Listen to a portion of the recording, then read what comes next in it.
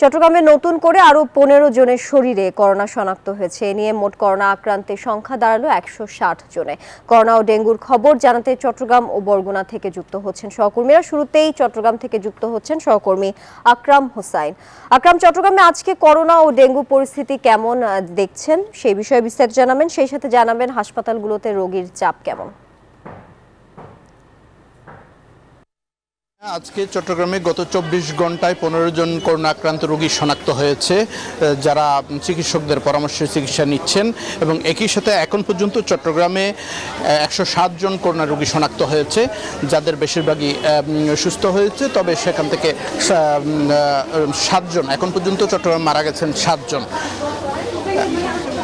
আপনার মাধ্যমে আমরা দর্শকদের জানাতে চাই, চট্টগ্রামে করোনার নতুন ভেরিয়েন্ট যেভাবে দাপট দেখাতে শুরু করেছে, সেই দাপটে আসলে নগরবাসীর মধ্যে একটা আতঙ্ক বিরাজ করছে। আতঙ্ক বিরাজ করলেও নগরবাসীর মধ্যে তেমন বেশি সচেতনতা লক্ষ্য করা যাচ্ছে না। চিকিৎসকরা আমাদেরকে যেটি জানিয়েছেন, আসলে বর্তমান পরিস্থিতি মোকাবেলার জন্য চিকিৎসকের পরামর্শের পাশাপাশি জনগণকে সচেতন হতে হবে, সতর্ক হতে হবে। সচেতনতা এবং সতর্কতার মধ্য দিয়ে এই পরিস্থিতি মোকাবেলা করতে হবে বলে জানিয়েছেন। আমরা সিভিল সার্জন কার্যালয়ের সাথে কথা বলেছিলাম।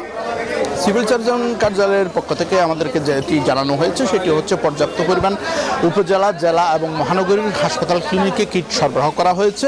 একই সাথে বিভিন্ন হাসপাতাল ক্লিনিকে ফ্লু কর্নার স্থাপনের মধ্য দিয়ে সেই কিট দিয়ে করোনা পরীক্ষা করা হচ্ছে এবং শনাক্ত রোগীদের প্রয়োজনীয় চিকিৎসা ব্যবস্থা দেওয়া হচ্ছে বলে আমাদেরকে জানিয়েছেন।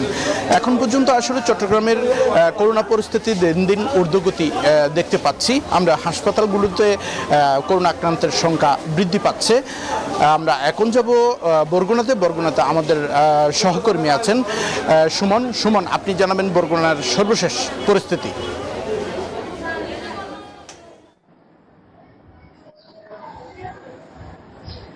ধন্যবাদ আকরাম আপনাকে। আপনি চট্টগ্রাম থেকে সেখানকার করোনা পরিস্থিতি সম্পর্কে জানাচ্ছিলেন এবং আমি এখন রয়েছি বরগুনায়। আপনি জানেন যে বরগুনায় আসলে করোনার তেমন একটা প্রাদুর্ভাব দেখা না গেলেও বরগুনায় কিন্তু ডেঙ্গু পরিস্থিতি প্রাক বর্ষা মৌসুম শুরু থেকেই বেশ ভয়াবহ রূপ ধারণ করেছিল এবং এখন পর্যন্ত কিন্তু এই ডেঙ্গু যে রোগীর আক্রান্তের সংখ্যা, এটির লাইন ক্রমশ দীর্ঘ হচ্ছে এবং স্বাস্থ্য বিভাগ থেকে আমাদেরকে যে সবশেষ তথ্য জানানো হয়েছে, বান্ডেল থাকলে প্রতি সেনমানিতে টাকা বাঁচবে।